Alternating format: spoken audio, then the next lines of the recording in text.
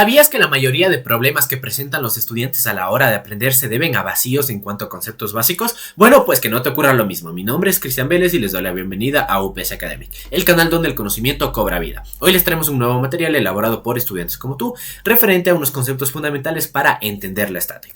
Muy bien, primero vamos con las funciones trigonométricas. Para ello hay que entender los elementos de un triángulo rectángulo. Ok, la hipotenusa es el lado más largo del triángulo. El cateto opuesto es aquel lado del triángulo que está directamente enfrente, que se opone al ángulo, este de aquí, y el adyacente pues va a ser el lado que sobre del triángulo. ¿Ok?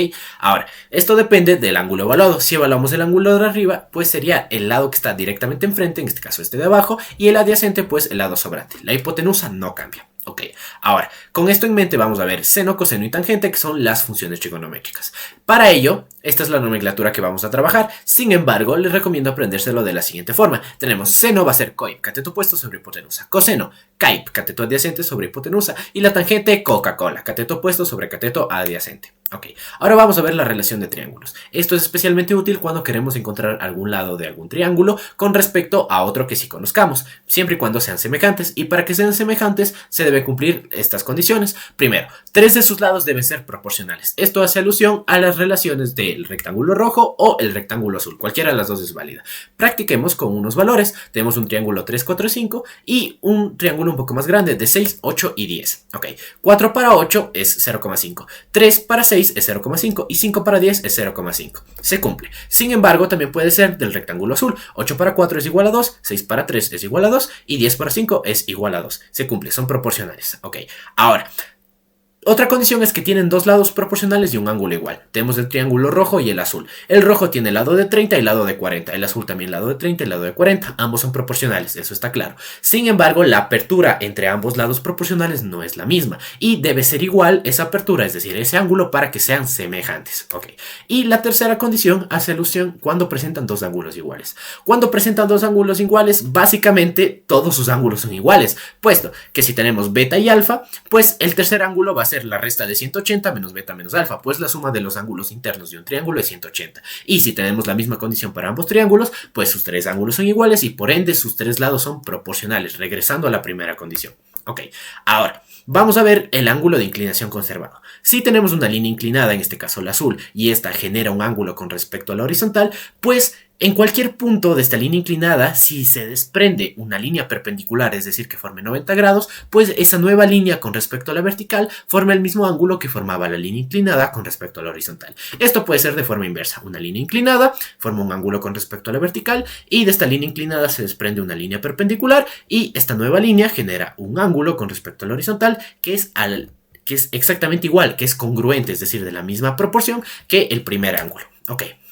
Continuemos. Ahora, tenemos esto. Si el ángulo abarca todo el primer cuadrante, 90 grados. Si abarca los dos cuadrantes, 180 grados. Tres cuadrantes, 270 grados. Y si da una vuelta entera, es decir, los cuatro cuadrantes, tenemos 360 grados. Ok, vamos a ver ángulos alternos opuestos por el vértice y complementarios. Para esto tenemos este gráfico, una línea inclinada que es la negra y dos líneas paralelas. Ok, aquí si nos observamos tenemos la segunda condición, 180 grados desde aquí hasta acá. Ahora, si el ángulo formado entre la línea inclinada y la línea azul es teta, pues a este otro ángulo no le queda hacer otra que ser 180 menos teta. Ahora, ángulos opuestos por el vértice, como su nombre mismo lo indica, simplemente son ángulos que se oponen entre sí y que comparten un vértice, por ende serán iguales. Y ángulos alternos básicamente hace alusión a buscar esta especie de geometría que se asemeja a una Z.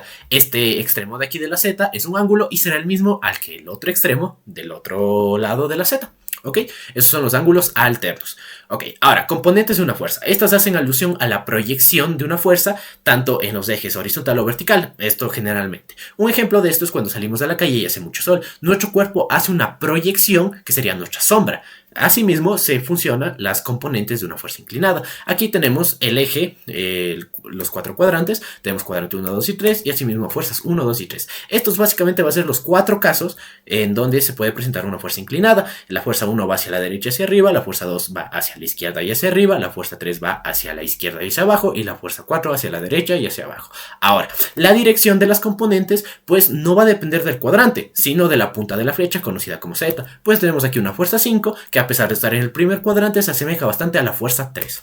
Ok, ahora, con esto en mente vamos a saber cómo se determinan las componentes de una fuerza. Recordemos el triángulo. Tenemos la función seno, coip, y despejamos el cateto opuesto. La función coseno, caip, y despejamos el cateto adyacente. Ahora, esto me recuerda bastante ¿a qué? A las componentes de una fuerza. Pues al desglosar una fuerza inclinada en dos, básicamente formamos un triángulo.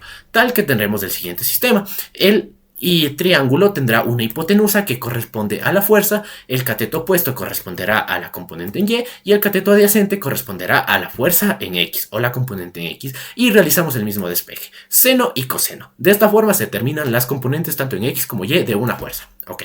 Muy bien, ahora, magnitud de una fuerza resultante. Básicamente una fuerza resultante es la representación de un sistema de varias fuerzas como una sola y tendrá su respectiva magnitud.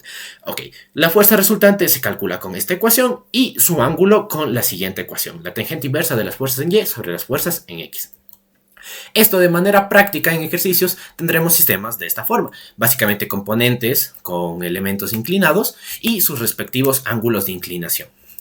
Ok, ahora, como ya evaluamos, todo elemento o fuerza inclinada básicamente tiene un ángulo, y ese ángulo se puede expresar como un valor en grados, como 45 grados, o como un pequeño triángulo. Pero ¿cómo este triángulo puede expresar un valor en grados? Pues nos podemos ayudar de nuestra querida función Coca-Cola, es decir, la tangente. Despejamos el ángulo y tenemos que θ básicamente es igual a 53,13 grados. En este caso, 4 es el cateto opuesto y 3 es el cateto adyacente. Ok, cuando realicemos ejercicios tendremos dos opciones. Uno es dejar el valor expresado en grados, es decir, convertirlo a grados mediante ecuaciones o funciones como acabamos de realizar, o simplemente dejarlo como una fracción, es decir, como 4/3, en este caso la función tangente.